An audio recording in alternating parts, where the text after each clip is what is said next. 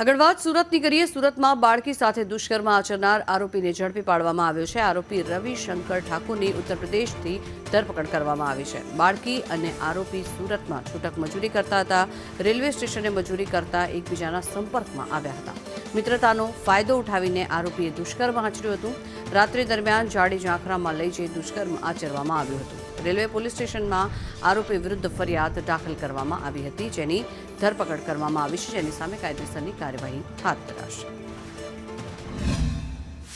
વર્ષના દીકરી છે, એમણે અહીંયા અમારા સુરત રેલવે પોલીસ સ્ટેશનમાં આવીને હકીકત જણાવેલી કે અમારે રવિશંકર કરીને એક જે છોકરો છે, એણે મને ગયા જુલાઈ મહિનાથી લઈને ઓગસ્ટ મહિના દરમિયાન મારી સાથે રેલવે સ્ટેશન પાસે જ્યાં પોસ્ટ ઓફિસ છે